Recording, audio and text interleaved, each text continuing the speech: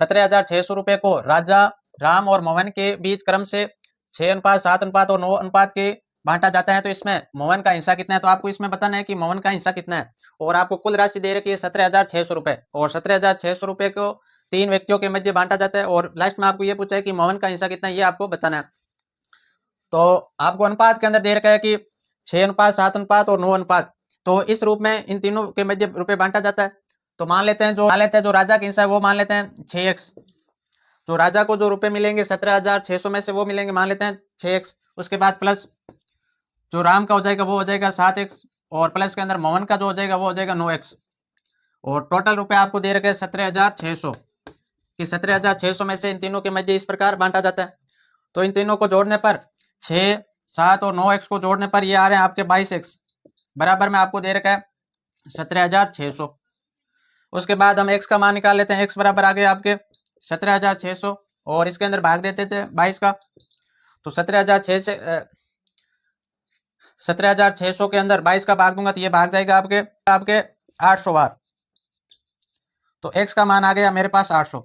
अब हमें ये पूछा है कि मोहन का हिस्सा कितना है, तो मोहन का हिस्सा कितना होगा, तो इसके अंदर यहाँ पर लिखेंगे 9x और x का मान है 800, तो यहाँ पर लिखेंगे 9 × 800, 9 को 800 से गुणा करूंगा तो ये आ जाएगा 7200, तो मोहन का हिस्सा है 7200 रुपए, यानी कि 7,200 रुपए। राइट ऑप्शन हो जाएगा बी के अंदर दे रखा है 7,200 रुपए। दूसरा क्वेश्चन बहुत सरल क्वेश्चन है, और ये क्वेश्चन 2024 के पेपर के अंदर पूछा गया सवाल है।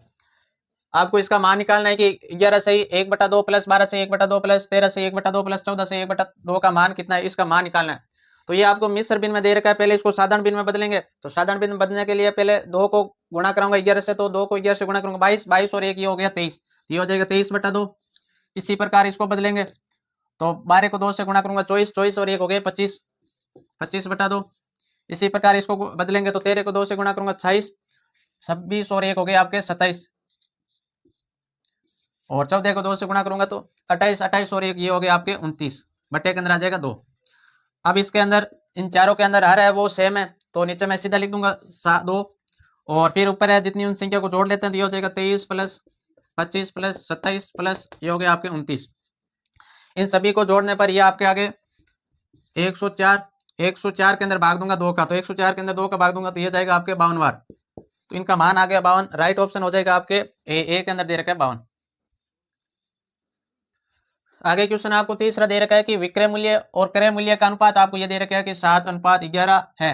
आगे आपको ये पूछा हानि प्रतिशत कितना है, तो आपको बताना है कि हानि प्रतिशत के अंदर कितना हुई है ये आपको बताना है। तो यहाँ पर जो पहला मान दे रखा है वो विक्रय मूल्य का है, तो विक्रय मूल्य का मान दे रखा है आपको 7, और उसके बाद ये तो हो गया आपके विक्रय मूल्य, और क्रय मूल्य को आपको दे रखा है 11, ये हो गया क्रय मूल्य। तो कोई राशि 11 रुपए में खरीदी गई और 7 रुपए में बेची गई, इसका मतलब ये हुआ कि उसके अंदर हानि हुई है, तो आपको बताना हानि हुई कितनी है। तो 11 में से 7 घटाऊंगा तो ये आ रहा है 4। तो हानि प्रतिशत ज्ञात करने का सूत्र होता है कि हानि प्रतिशत बराबर होता है हानि बटे के अंदर क्रय मूल्य और इंटू के अंदर होता है 100। ये हानि प्रतिशत ज्ञात करने का सूत्र होता है। तो पहले लिखेंगे हानि कितनी है, क्योंकि ये 4 बटे के अंदर क्रय मूल्य 11 इंटू के अंदर लिख देंगे 100। तो 4 को 100 से गुणा करूंगा तो ये हो गया आपके 400, 400 के अंदर भाग देना 11 का, तो 400 के अंदर मैं 11 का भाग दूंगा तो ये भाग जाएगा पहले 3, फिर उसके बाद 6.36%। तो आपके हानि प्रतिशत है ये 36.36%, 36.36%। राइट ऑप्शन हो जाएगा सी। आगे क्वेश्चन चौथा है। चौथे क्वेश्चन के अंदर है कि एक वस्तु का अंकित मूल्य आपको दे रखा है 1850 रुपए है। यदि वस्तु पर 60% की छूट दी जाती है तो वस्तु का विक्रय मूल्य कितना होगा। तो आपको निकालना है वस्तु का विक्रय मूल्य और 60% की छूट दी जाती है, तो छूट हमेशा अंकित मूल्य पर दी जाती है। तो यहाँ पर आपको अंकित मूल्य दे रखा है 1850, तो आपको छूट दे रखी है 60%, यानी कि 100 में से मैं 60 घटा दूंगा, पीछे बच रहा है 40, तो आपको 1850 का 40% निकालना है। तो इस 0 से ये 0 कट गया, इससे ये कट गया। अब आपको गुणा करानी है 185 को 4 से, तो 4 पंजा हो गए 20, 2 32 और ये 2 हो गए आपके 34, ये 3 फिर 4 और 3 हो गए आपके 7। तो विक्रय मूल्य आ गया 740 रुपये। तो 740 राइट ऑप्शन हो जाएगा ए। क्वेश्चन आपके 5वां दे रखे 5वें के अंदर है कि यदि 15 आदमी एक घर को 18 दिनों में बना सकते हैं तो 12 आदमी उसी घर को कितने दिनों में बना पाएंगे। तो आपको दिनों की संख्या निकालनी है कि 12 आदमी उस घर को कितने दिनों में बना पाएंगे। तो इसके लिए आपको सीधा फॉर्मूला लगाना है कि m1 इंटू D1 बराबर होता है M2 इंटू के अंदर D2। M1 का मतलब हो गया व्यक्तियों की संख्या, पहले व्यक्तियों की संख्या कितनी है, और D1 का मतलब हो गया दिन कितने लग रहे हैं, और बाद में M2 का मतलब हो गए बाद में कितने व्यक्ति और कितने दिन लग रहे हैं, ये आपको बताना है। तो M1 का मतलब पहले व्यक्ति थे 15 इंटू D1 दिन वो लगा रहे थे 18।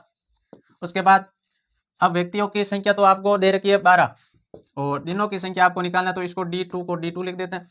अब ये 12 गुणा के अंदर इधर आ जाएगा भाग के अंदर, तो ये हो जाएगा आपके 15 इंटू 18 बट्टे के अंदर आ जाएगा 12 बराबर रह जाएगा आपके D2 यानी कि दिनों की संख्या, ये आपको निकालने। तो अब इसको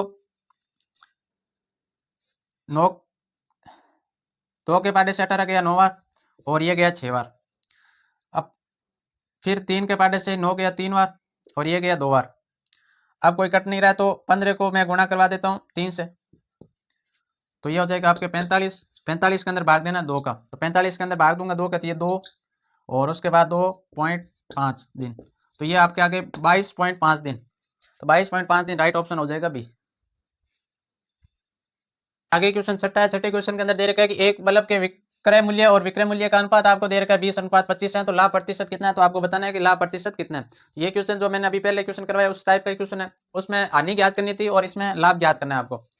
तो बल्ब का जो क्रय मूल्य है वो है 20, उसके बाद विक्रय मूल्य है 25, तो लाभ इसके अंदर देखे तो ये हुआ 5 का। अब इसको प्रतिशत में निकालना है, तो ये हो जाएगा लाभ बराबर, लाभ प्रतिशत बराबर होता है आपके लाभ बटे के अंदर होता है क्रय मूल्य और इंटू के अंदर होता है 100।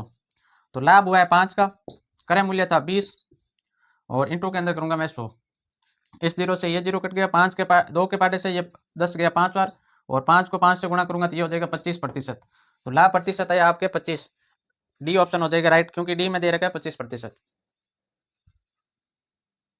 आगे क्वेश्चन 7वां है। 7वें क्वेश्चन को आपको सरल करके और इसका मान निकालना है। तो यहाँ पर आपको दे रखा है 144, फिर बटे के अंदर दे रखा है 33, फिर ऑफ हटाने के लिए यहाँ पर लिखूंगा गुणा, फिर यहाँ पर दे रखा है 11/12, फिर माइनस, फिर यहाँ पर 132 बट्टे के अंदर दे रखा है 13 और फिर यहाँ पर गुणा के अंदर आ जाएगा 52/12।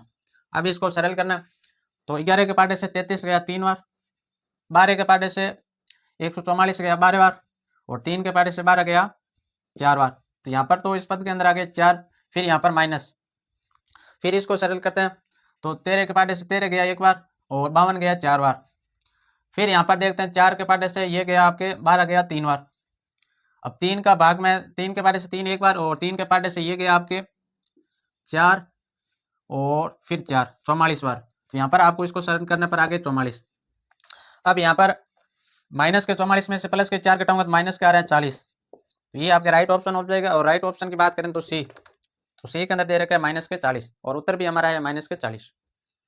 आगे क्वेश्चन 8 है। 8वें क्वेश्चन के अंदर दे रखा है कि एक घन की भुजा की लंबाई आपको दे रखी है 13 सेमी। आगे आपको पूछा है घन का पार्श्व पृष्ठीय क्षेत्रफल निकालना, तो आपको घन का पार्श्व पृष्ठीय क्षेत्रफल निकालना, एक तो होता है संपूर्ण पृष्ठीय और एक होता है पार्श्व। तो संपूर्ण पृष्ठीय ज्ञात करने का सूत्र होता है 6 इंटू भुजा स्क्वायर।